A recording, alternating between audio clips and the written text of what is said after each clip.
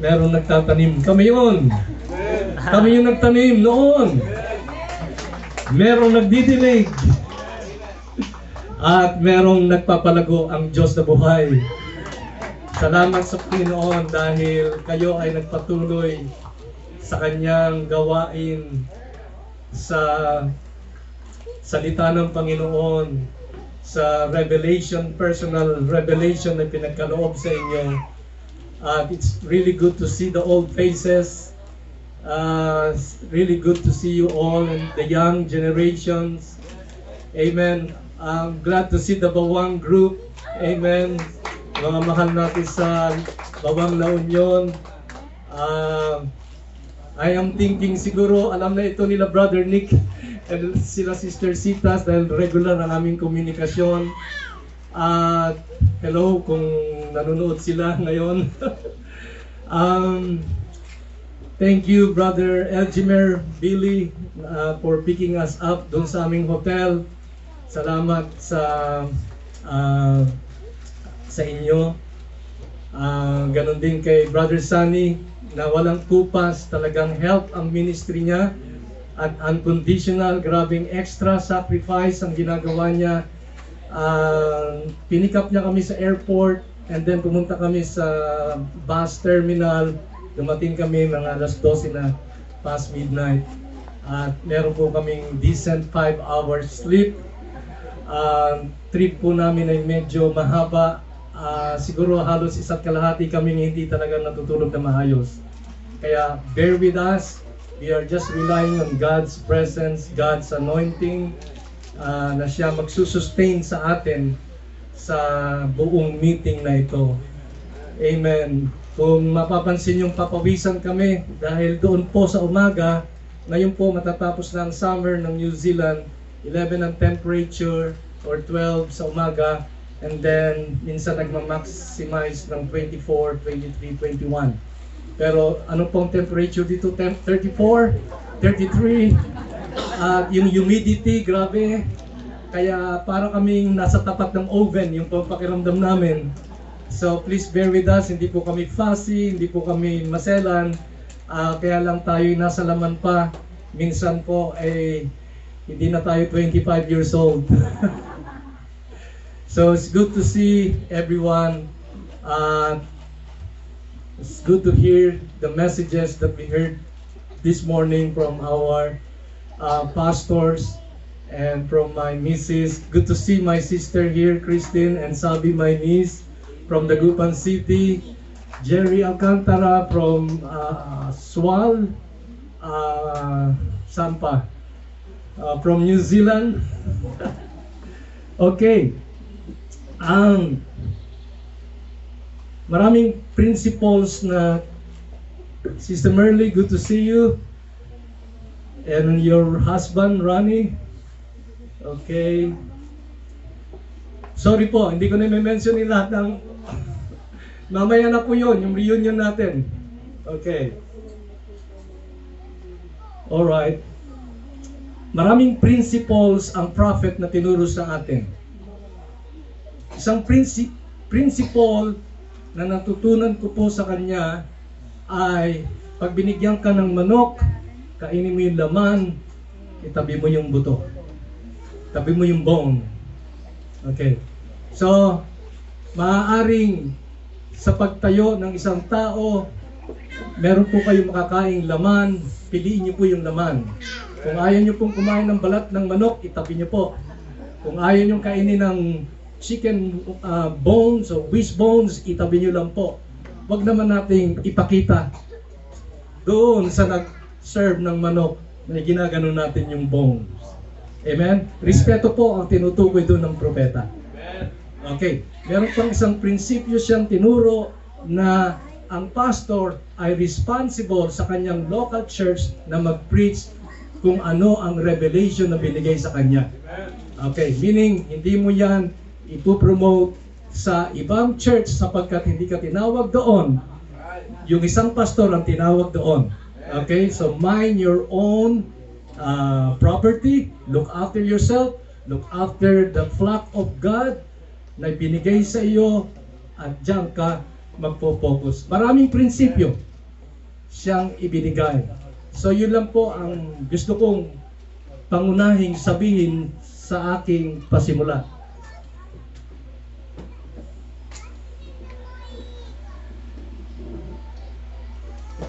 May duda ako, dudulas eh. Sinalo ko na. So ibababa ko na lang. Okay. Naalala ko, Pastor Mac, sa Tugigaraw, meron kayong cave na kung tawagin, Kalaw. Kalaw Cave. I forgot what year was that nung tayo ay pumunta roon. Meron kang tatawiring parang maliit na batis o ilog, something like that. Merong falls, and then pag natawid mo yung kabilang lugar ng ilog, meron pong steps na mataas papunta doon sa loob ng kuweba. At pagpasok doon, iba po ang feelings, iba po ang atmosphere. Hindi po siya katulad ng atmosphere na lagi mong tinitirahan, atmosphere sa loob ng kwarto, ng kusina, ng church. Medyo kakaiba.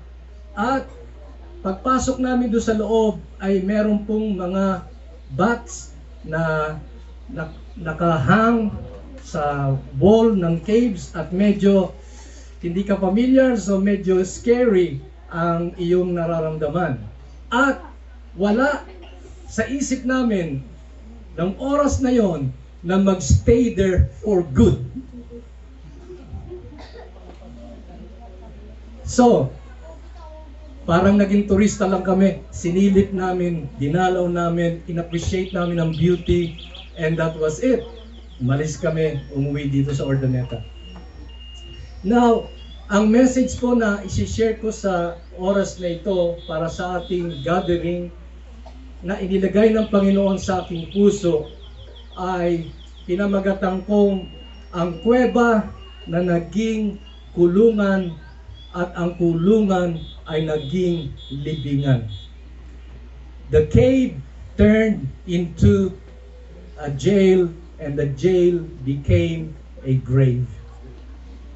So, kaya sinimulan ko yung Kalaw Cave.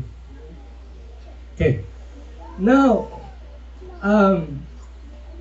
ang unang cave na na-mention sa Bible ay walang iba kundi sa panahon ni Lot. Sa Book of Genesis. Si Lot ay binisita ng dalawang anghel ng Panginoon at inutusang lumabas kasama ng kanyang pamilya. Ngunit ang nangyari, alam natin na ang kanyang misis ay lumingon sa likod at pinagmasdan ang hukom ng Diyos doon sa Sodom. At siya ay naging haliging asin. Siya ay naging pillar of salt. Can you put yourself sa buhay ni Lot at sa buhay at damdamin ng mga anak nila na makita ang kanilang mahal sa buhay? For example, Sister Bona or my wife will turn into a pillar of salt right before you. Na married kayo for a long time, inaruga sila ng kanilang nanay for a long period of time, then all of a sudden, judgment struck Mrs. Lot.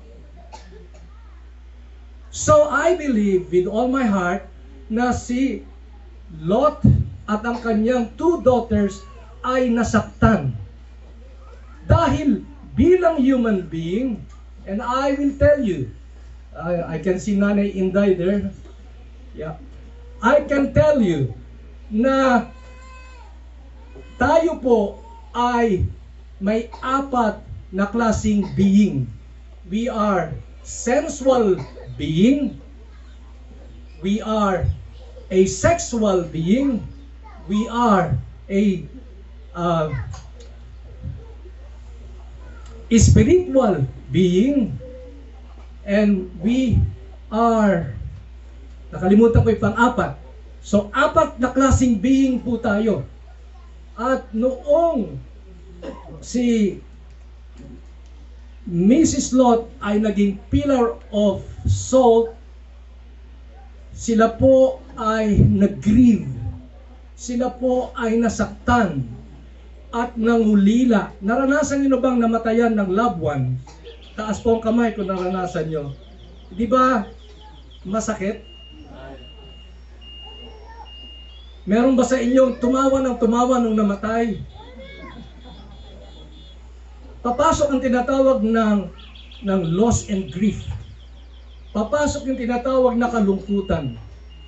So, ang nangyari sila Lot at ang kanyang daughters ay inatid ng dalawang angels papunta roon sa lugar ng Zoar. At doon po naging refuge nila. Yun ang naging provided place of blessings and protection ng Panginoon sa pamilya ni Lot.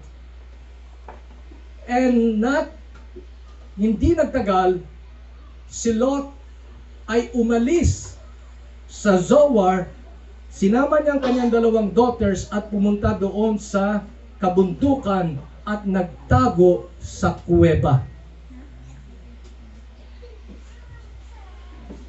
Nagtagal po sila sa kuweba. Sila po ay nalulungkot sa loob ng kuweba. Doon po sila umiiyak araw at gabi, naalala nila ang kanilang nanay. Nangungulila sila sa presensya ng kanilang mahal sa buhay.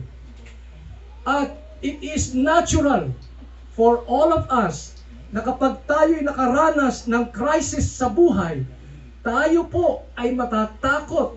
Tayo po ay minsan nafi-freeze o tayo po ay parang lumalaban.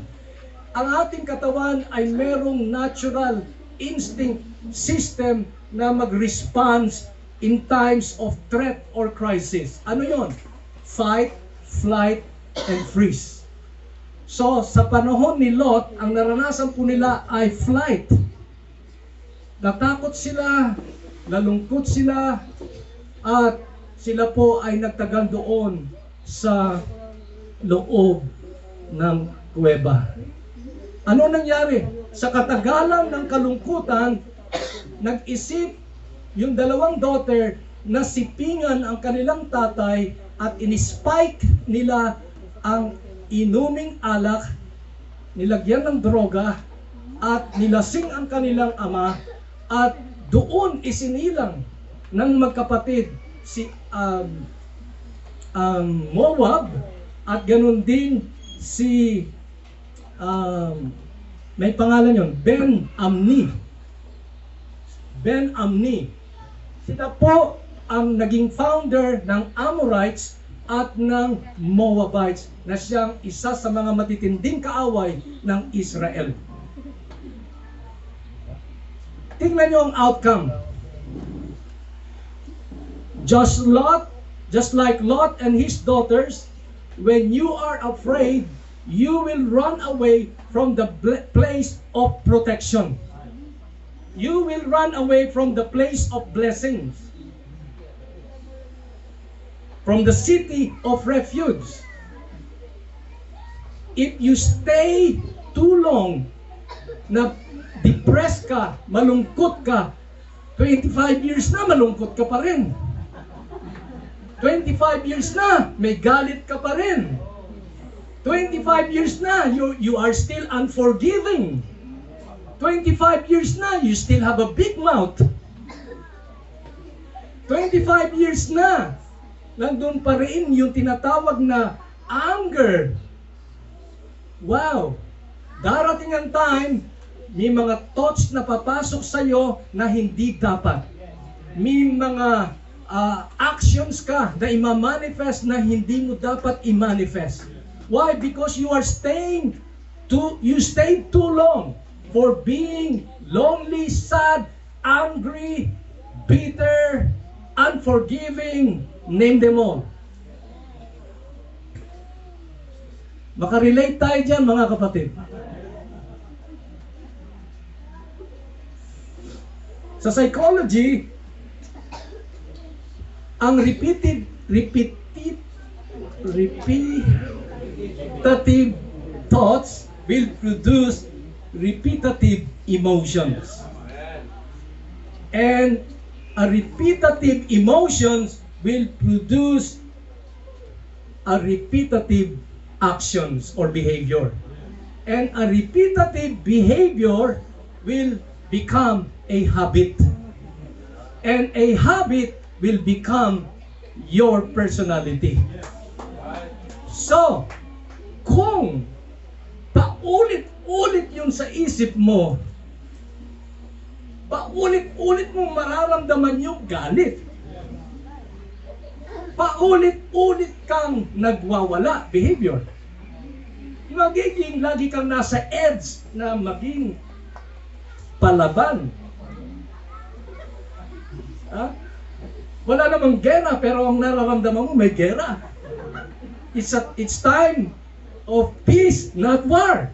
Pero ang feeling mo kasi na-stuck ka ron, paulit-ulit kasi rito kaya lumuwag yung tornilyo. So, yung behavior mo, yung action mo, yung atmosphere mo, mararamdaman pag kinamayan mo. Mararamdaman kung meron kang pag-ibig, kung meron kang presensya ng Diyos, kung meron kang unforgiving spirit, mararamdaman. That is the real message, living epistle. Amen. Beautiful. So, wag po tayong magtagal sa galit, kalungkutan, paghihiganti. Kailangan makaganti ako. Nagbigay siya ng coat, magbibigay din ako ng coat. Sinipa niya ako, tatadyakan ko siya. Wag po tayong magtagal sa ganung klaseng mindset, mga kapatid. Shall we say, Amen? Amen. Maapektuhan ang health natin. Hindi na tayo 25 years old. Magkakasakit tayo sa puso. Biro mo, 60 plus ka na, 70 plus na yung iba. Hanggang ngayon, naiisip mo pa rin yung 25 years ago. Napupuyat ka sa kakaisip. Anong mangyayari sa health mo? Baka dadaling ka sa mental hospital.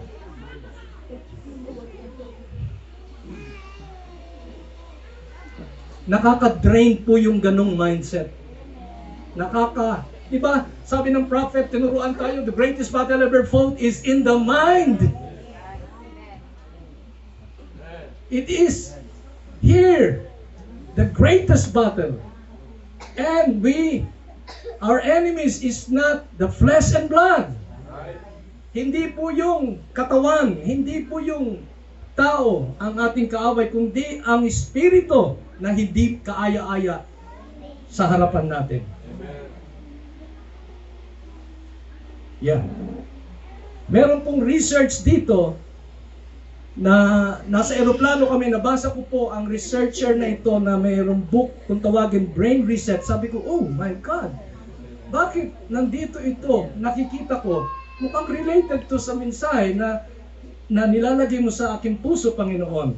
So, ang sabi rito, sa Australia at sa New Zealand, 1 sa 4 na tao ay nagsasuffer ng mental illness na kung tawagin depression or anxiety. At magkakambal po ito, kalungkutan o parang laging nag-aalala. So ang mga taong laging nag-aalala, nakafocus po sa threat lagi. Nagiging paranoid po ang tao. Okay, at ang sabi niya rito, merong research between 2005 hanggang 2019, sa edad 16 to 24 years old, ang US daw nag-increase ng 70% ang depression at ang anxiety. Napakataas po nun. Now, I would like to say this to you. You are allowed to cry kung ikaw ay nasaktan. You are allowed to be angry kung ikaw ay inagabyado. You are allowed uh, to express any kinds of emotion. As long that you can harness that emotion. Yung kaya mong i-harness, magabayan.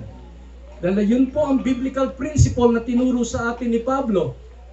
Pwede kang magalit pero wag mong palubugin ang araw sa buhay mo. Pwede kang umiyak dahil ang pag-iyak nakakapag-heal po sa ating pain.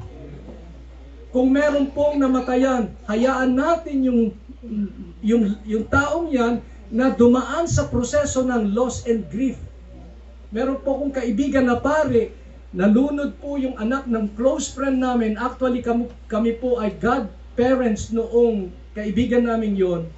Yung kanilang anak na 21 anyos ay nalunod sa ilog doon sa aming tinitirahan, Wanganui, New Zealand. At kasama po ko sa apat na nakasaksi na kinuha ng scuba divers ang body sa ilog. Napakasakit. Pagdating po ng funeral service, nagsalita po yung pare at part ng kanyang mensahe, sabi niya sa mag-asawa at sa pamilya, it's time for you to move on. Nung sinabi niya yon, naramdaman po ng puso ko personally at meron nag-comment sa akin na hindi dapat sabihin na it's time now to move on. Fresh na fresh po yon. Hindi pa kailangang kasi may time na mag-i-heal yung malalim na sugat.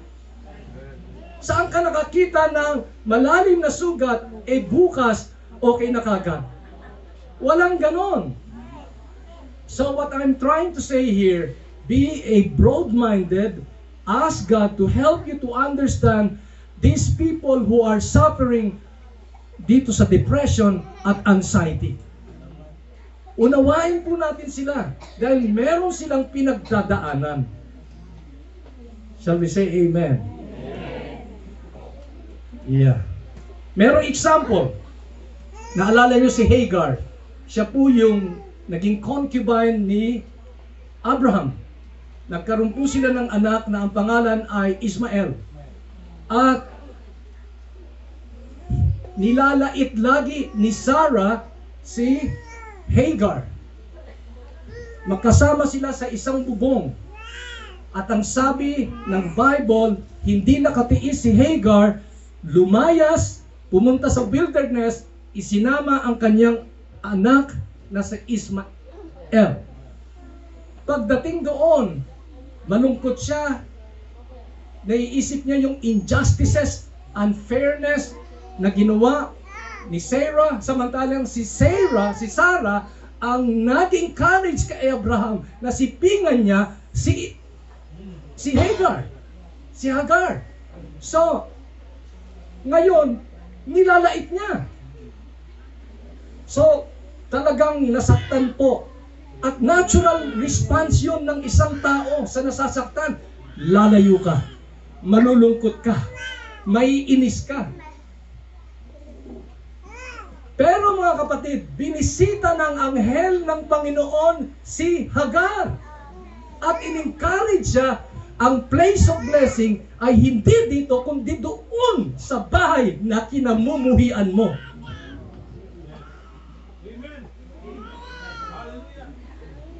And I am sent by the Lord to tell you, stay where God has placed you. Kahit very difficult, very challenging, napakahirap, stay where God has positioned you. Because nandoon ang pagpapala. Yes, okay lang. Sige, lumabas ka ng konti. Umiyak ka ng umiyak. Pero after 25 years nandun ka pa, wag naman. Balik ka naman doon. Balik na. Balik na. Walang ganyanan. Ha? Okay, practically itong mensahe natin. Okay? Yeah. So we are allowed to express any kinds of emotions as long as we can harness our emotion. Sinabi ko to sa aking colleague. Nagagalit siya, nagmumura siya, nagagalit siya doon sa aming manager. Sabi ko sa kanya, Ewan, you are allowed to express that emotion. But I'm just reminding you as your colleague, please harness that emotion. So paalala. Oo nga no. Pwede ka magalit, pwede ka mapasigaw, pero baba ulit, balik. Be grounded. Huwag kang magtagal doon. Sasabog ang bulkan. Maraming madadamage. Una, ikaw. Tapos, mga anak mo. Pamilya mo. Church. Maraming madadamay. Yeah. Okay. So, nung natakot si Lot, tumakbo sila doon sa kabundukan at ganun po ang miserableng nangyari sa kanilang pamilya.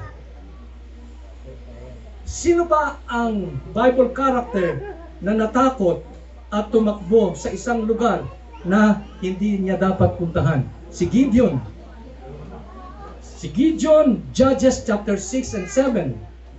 Basahin nyo lang sa inyong mga tahanan. Yan ang assignment natin.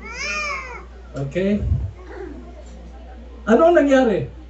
Si Gideon ay nasumpungan ng anghel ng Panginoon doon sa wine presser na nagtetres ng wheat. Tinignan ko po lately ang itsura na possible na itsura ng location ni Gideon. So meron pong binubuhos na grapes na fresh, tinatapakan po yun, and then tutulo yun pababa sa parang balon. At yung parang balon, merong steps, ladder. Okay? At doon, si Gideon, hinahampas niya ang trigo para mahiwalay doon sa tangkay. Very unusual mga kapatid. Hindi yung threshing floor. Wine press yun na lugar. Kaya nga, pag may takot ka, siguradong may gagawin ka na hindi mo dapat gawin. Pupuntahan mo yung lugar na hindi mo dapat puntahan. Bakit? Sapagkat yung takot ang nangunguna o nangingibabaw sa iyong buhay. Si Obadiah. Okay. Nais kong sabihin sa inyo, sa New Zealand, 5 hours advance po kami. So hindi po 12:47 ang oras doon. Naghahapunan na po mga tao. Okay. Kaya ang nararamdaman po namin ay maghahapunan na. Nasa tama ba kami lugar? Yes. Okay. So si Gideon ay pinaalalahanan ng Panginoon. At sinabi sa kanya, you man of valor. Biro nyo, takot na takot siya. Halatado naman ng tribo niya. Takot siya eh. Anong ginagawa niya rin sa wine press na area? Nagtatago. Kanino? Sa mga Amorites. At binisita siya ng anghel at pinalalahanan siya, Gideon, you are a man of valor. Minsan nararamdaman natin pag may takot tayo, nawawala yung courage natin. Nawawala yung tapang natin. Nawawala yung tinatawag na inspiration o yung vision natin sa Lord. Hindi natin na naaalala yung personal prophecies ng Lord sa ating buhay. Tayo'y lumalayo sa plano ng Panginoon dahil tayo natatakot. Huwag kayong matakot sa problema, mga kapatid. Huwag kayong matakot sa mga Amorites. The Lord is telling us, you are all a man and woman of valor. Kayo po ay mga mandirigma at matatapang na mga anak ng Panginoon. Sa 1 Kings 18, si Obadiah nasumpungang nagtatago sa kuweba at tinago niya ang 100 prophets ng Panginoon. 50 sa isang kuweba, 50 doon sa kabila. Anong nangyari?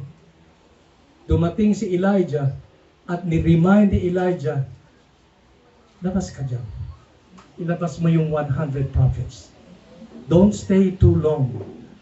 Si Elijah ay nakaka-relate kay Obadiah sapagkat minsan siyang natakot kay Jezebel. At si Obadiah takot din kay Jezebel sa oras na yon. Dahil nakita ni Obadiah, pinapatay ni Jezebel ang lahat ng mga propeta ng Diyos. Mga kapatid, minsan ang mga pastor nyo nagtatago sa kuweba. Akala nyo ba, porque pastor sila, porque nagpapakain sila, hindi na sila nasasaktan, hindi sila natatakot? Tumatayo dito sila, kahit maraming dalahin sa buhay. Let's encourage them. Let's encourage the fivefold ministry na sila ay lumabas sa kuweba at kayo'y nag-aantay sa labas ng kuweba. Sabi say amen. Amen. Okay. Si Joshua, expound ko lang ng konti po ito sa Joshua chapter 10, 16 to 43. Meron pong digmaang nangyayari between Israel at sa mga ilang tribo na kaaway ng Israelites sa panahon yon. At meron pong 5 mga hari na nagkaalyado sila laban kay Joshua. At ang ginawa ng mga hari, sila po ay tumakbo sa loob ng isang kuweba. Pagdating doon sa loob ng kuweba, nung malaman ni Joshua, ang utos ni Joshua, harangan ng bato ang bunganga ng cave. So, ang kuweba ay naging kulungan. Dahil nagtagal sila ron, naging jail ang kuweba. Pag magtatagal ka diyan sa puot, galit, paghihiganti, wala sa lugar na pagsiselos, unforgiving spirit, makukulong ka.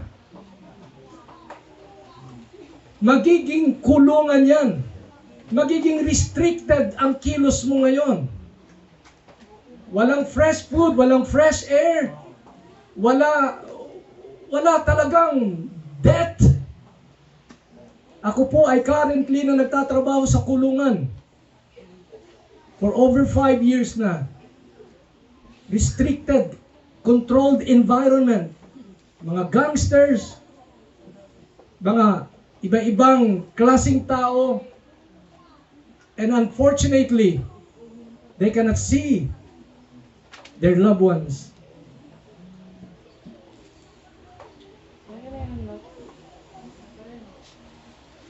They cannot feel the love of their families. They cannot show their love or care sa kanilang family. Kung minsan, kasama natin ang ating mga loved ones, pero tayo nakakulong at hindi nila maramdaman ang ating pagmamahal. Hindi nila maramdaman ang ating pangunawa o ang ating support. Bakit? Sapagkat tayo ay nasa loob ng kuweba at nakakulong sa ating maliit na mundo. Maaring wala ka sa literal na kuweba, physically. Physically kasama mo ang iyong loved ones, physically nandito ka, pero nandun ka sa jail. Hindi ka makakonect.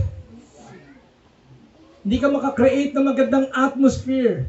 Bakit? Merong wall of partition, merong barrier.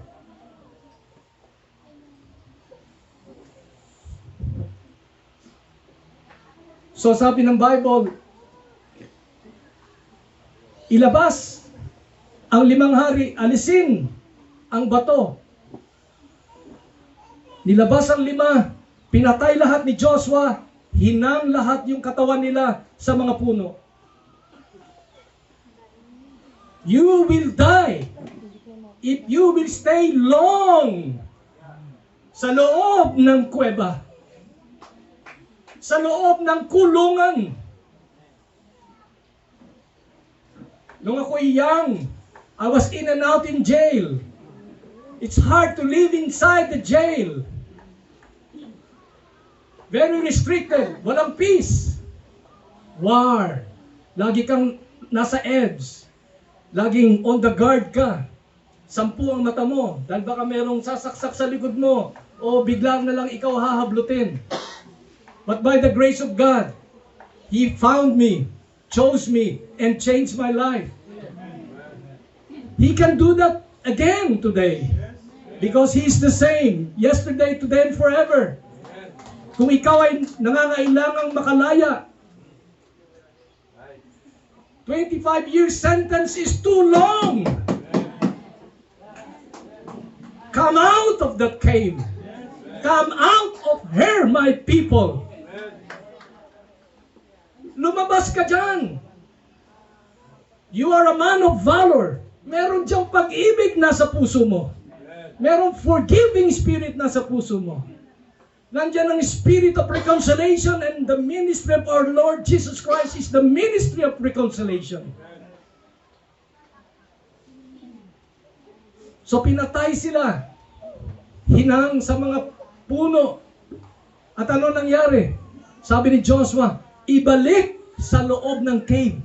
Yung cave naging grave. Mabubulok ka doon. Mamamatay ka doon.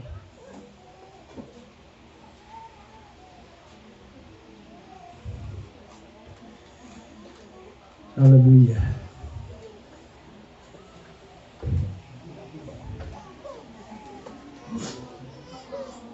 Si Lazarus, alam po natin best friend ni Jesus. Meron po ba kayong mga best friends sa buhay? Ang church dito ay best friend namin. Kayo pong lahat ay best friend namin. So si Lazarus nagkasakit, lumubha, namatay, ilibing. At 4 days na siya nandoon sa grave na parang cave. Dumating si Jesus, umiyak. Tinawag niya ang kanyang best friend. He wept. And he said, come out. Lazarus, come forth. Come forth.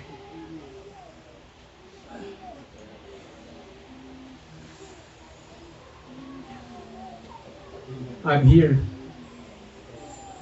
in the name of the Lord, calling you out. Kung nandiyan ka sa graveyard,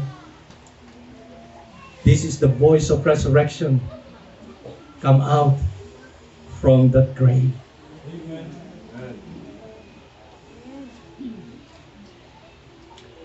Then nag-move si Lazarus. Hindi nakikita ng mata ni Jesus, but he knew. He knew, he can discern, he can see everything. Dahil hindi nakikita ni Mary, ni Magdalene, ni Martha, hindi nakikita ng mga nagluluksa, hindi nakikita ng mga disciples, but he knew, he can see. Lazarus' life was restored because of the message, the voice of resurrection. So nag-move si Lazarus, kaya lang hindi siya makagalaw, may mga tali. So anong ginawa niya? He delegated the ministry. Tinawag niya ang kanyang mga deacons, tinawag niya ang kanyang mga elders, tinawag niya ang mga kapatiran. Move that stone and go inside that cave. Pagtulungan yung 12, alisin niyo yung saplot. Marami kayong nasiraan ng word, marami tayong nasiraan ng word dito sa Urdaneta, Pangasinan. Hindi lang sa Urdaneta, sa iba-ibang parte ng Pangasinan. They heard the voice of resurrection. But if you can feel that they are still inside the cave. The Lord is calling us. Lumabas tayo. Pumunta tayo, gulong. Alisin natin yung takip ng kuweba, ng grave. Tulungan natin si Jesus. That's your participation. That is your ministry. Hindi lahat gagawin sa'yo ni Jesus. Minsan yung term, anong term? Follow up. Kailangan pa rin ng bonding time. Kailangan pa rin ng fellowship. Kailangan pa rin ng home visitation. Ang pastor nga, nagdudugo mga puso niya, hindi nyo alam. Dalawin nyo rin sila. Magdalawan tayo. Magpalakasan tayo. Shall we say amen? Amen and amen. Yeah. Maalala ko si Jesus. Si Jesus, nagpakita siya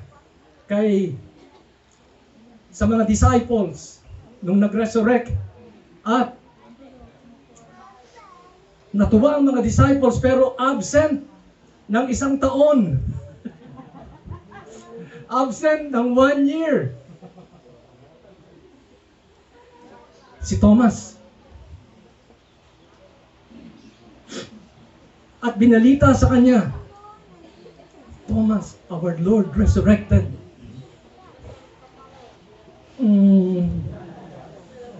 Anong mindset niya? To see is to believe.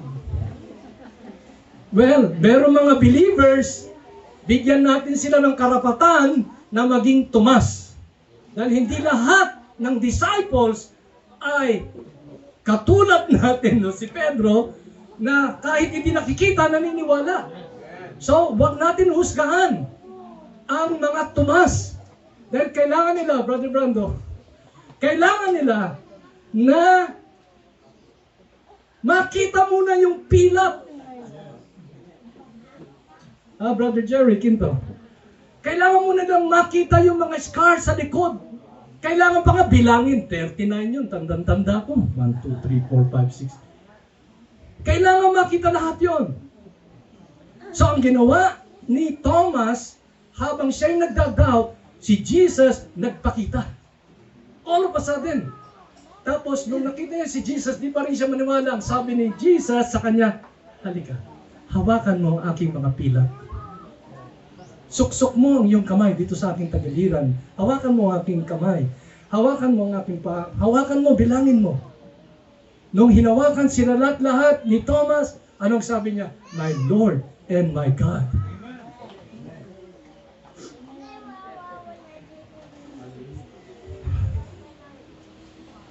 Testimony ni Sister Jocelyn, you can now touch our scars. We can talk about it without even feeling pain, bitterness, or angry, or unforgiving spirit. Because we resurrected from the dead. We came out from the cave, from jail, doon sa grave. Because of His grace, the voice of resurrection help us to resurrect. Amen. Hallelujah. After 25 years.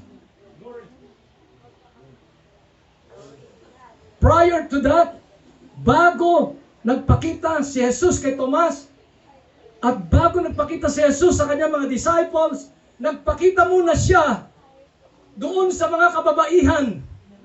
Mary, Martha, Magdalene, nag-appear siya, tapos natuwa ang mga sisters. Sa kanilang excitement, gusto nilang hawakan kagad si Jesus. Sabi ni Jesus, wag muna, hindi pa gumagaling ang sugat ko. Sariwa pa, wag muna natin pag-usapan. Sensitibo pa ako. Matampuhin pa ako. May galit pa ako. Gusto ko pang maghiganti. Gusto ko makabawi. Nandito nga yung tirador ko talaga, pag nakita ko yan sa labas. Pag nakita ko yan sa simbahan, iisnabin ko yan.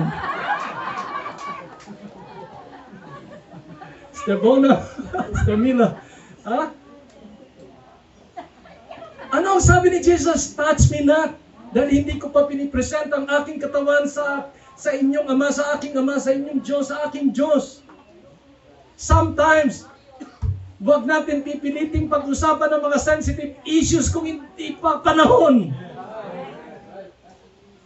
Amen po ba? Amen. Hallelujah. But there's a time for everything. There's a time to hug. There's a time to love. There's a time for the reunion. Hallelujah. There's a time to forgive. Dahil iskar na, pilat na. Hallelujah. Praise be to God. Amen. Well, maaaring sabihin nyo sa akin, ang hirap, pastor, na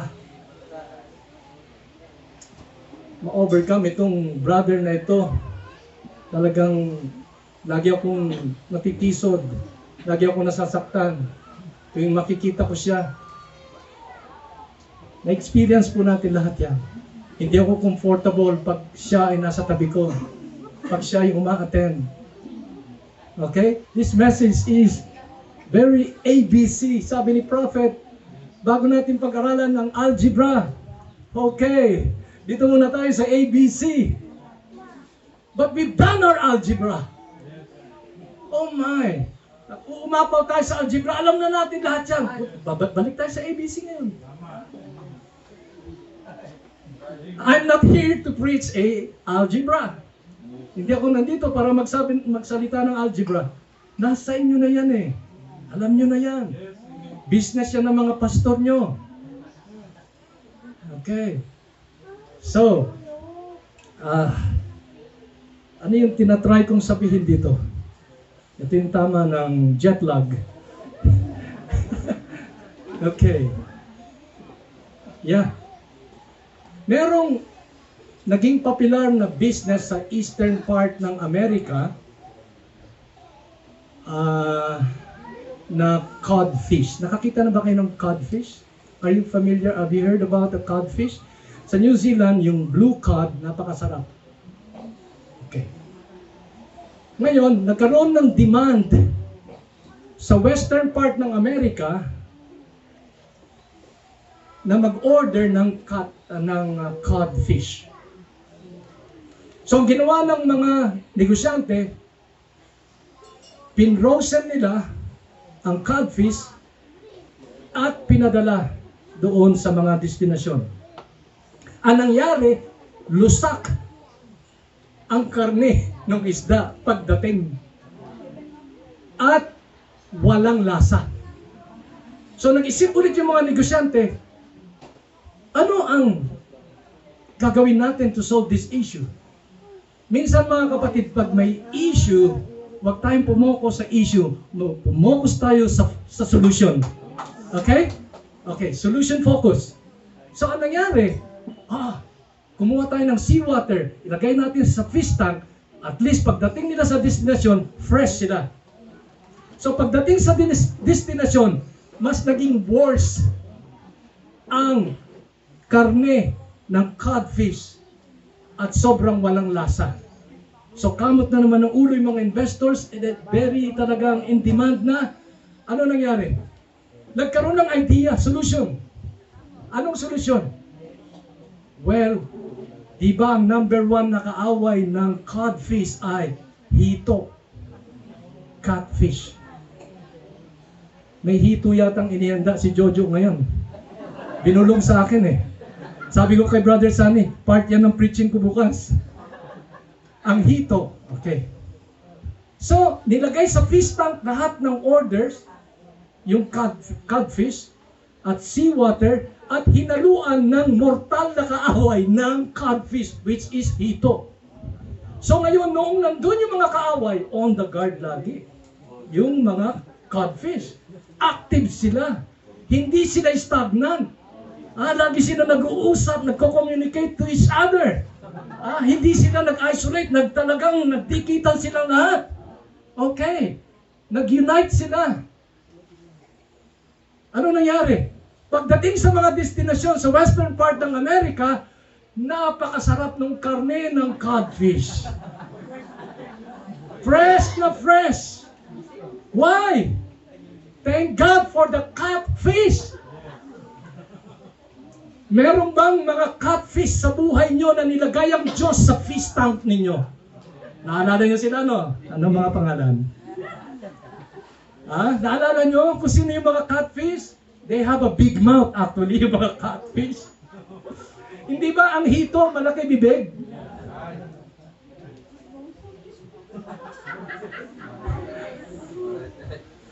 May mga catfish tayo sa buhay, mga young people sa school. May mga catfish ba kayo? Magpasalamat kayo dahil doon na alert kayo, napapatingin kayo sa taas at lalo kayo may encourage na magpalakas sa Panginoon. So don't be afraid. Ang mga catfish ay nilagay ng Panginoon sa ating buhay 25 years ago. Ang lalaking catfish. Woo! Kala na natin the end of the world.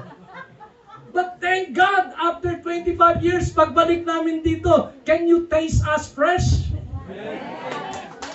Except you eat my flesh and drink my blood, you have no life in you. Can you feel the presence of the Lord? Amen. Thank God sa lahat ng catfish.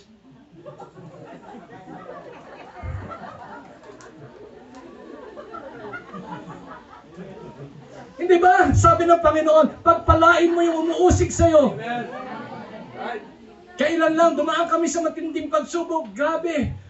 Pero nag-pray kami. Lord, bless our enemies. I-bless mo ang blessing na kailangan nila.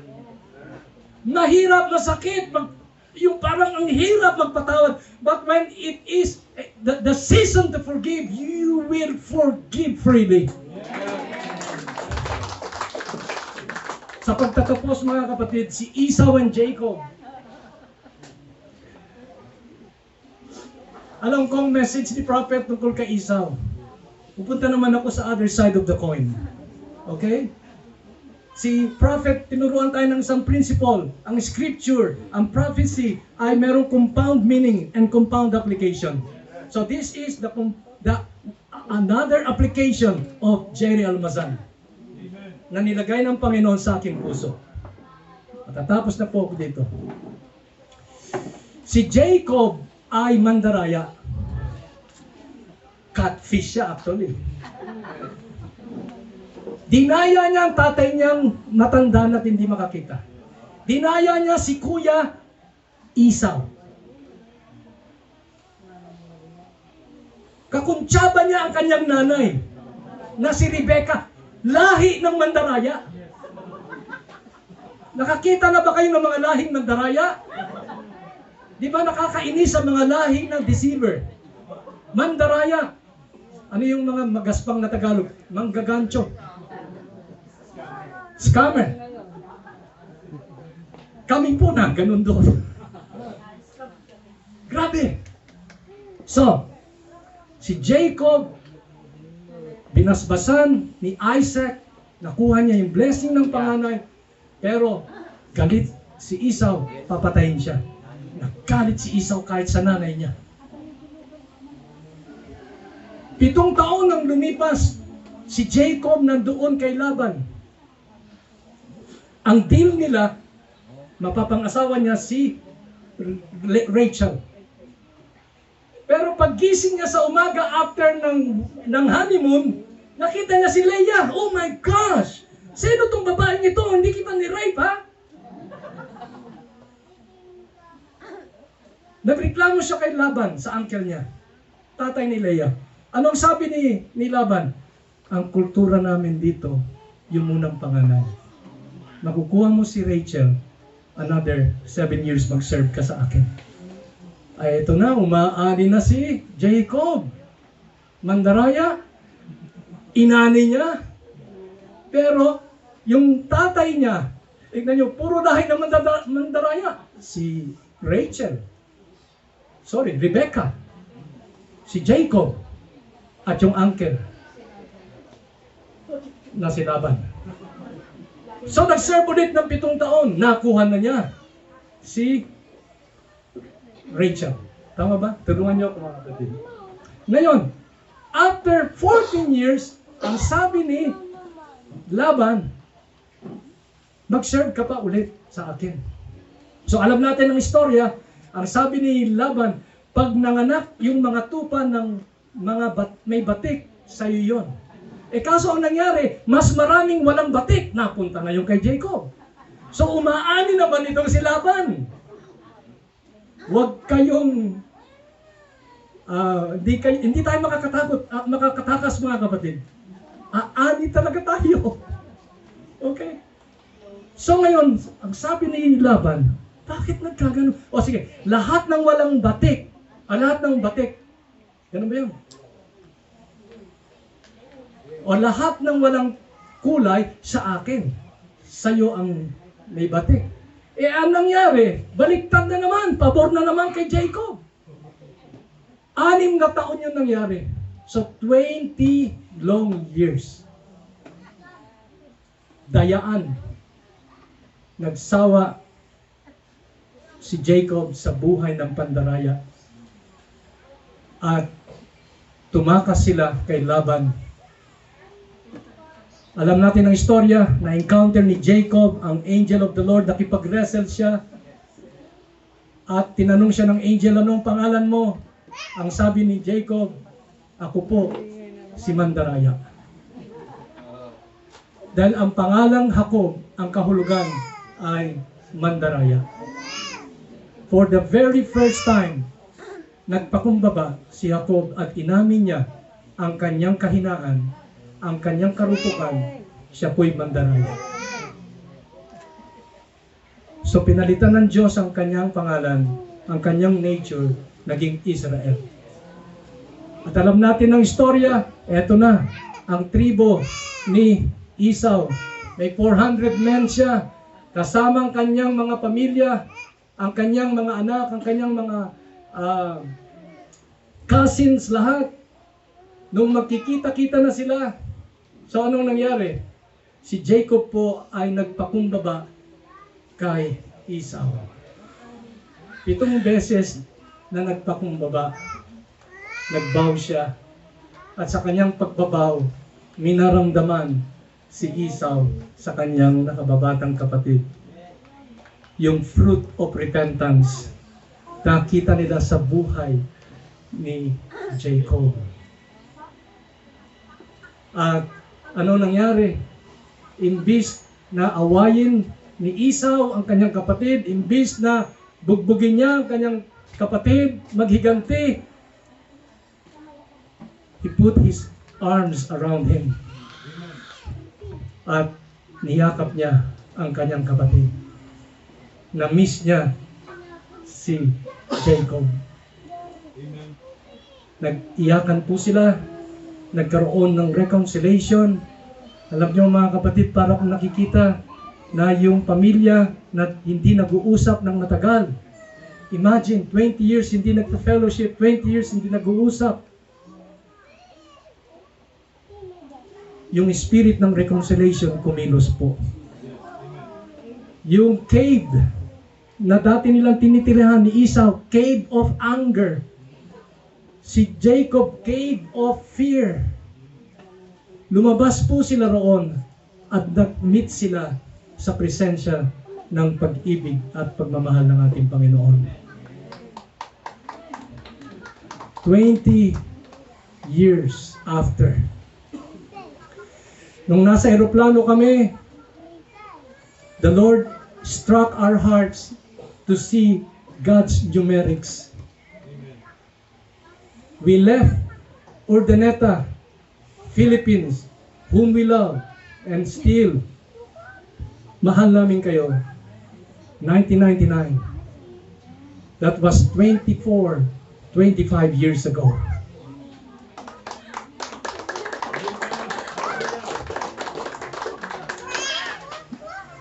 We arrived here February 24. Today is 2025.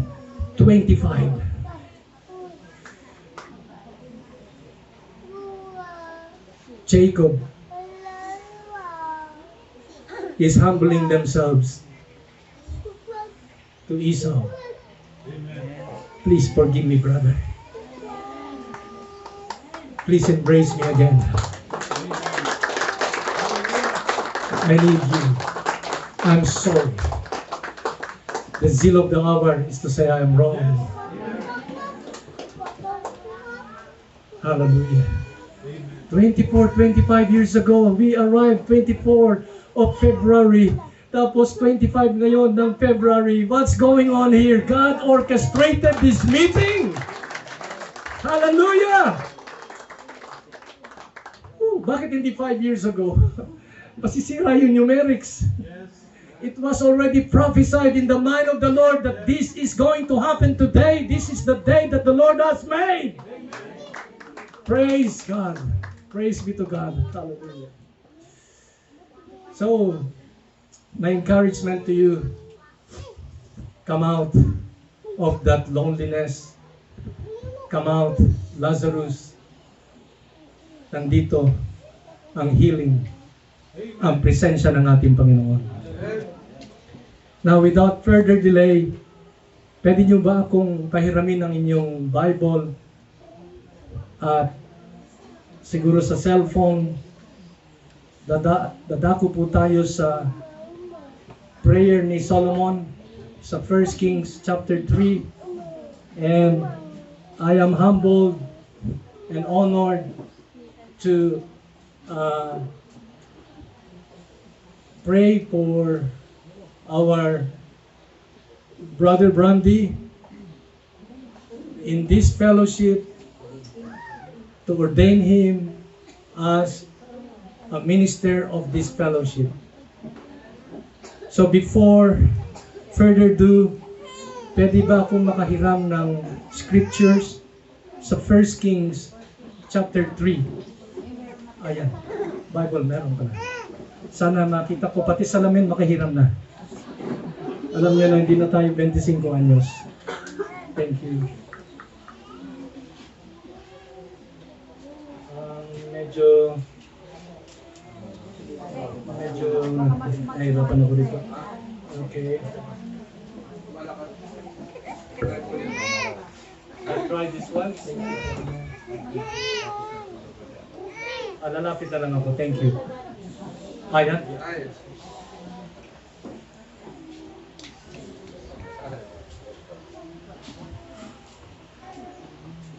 I want you to stand here, Brother Brandy. This is a very, very important part of this gathering.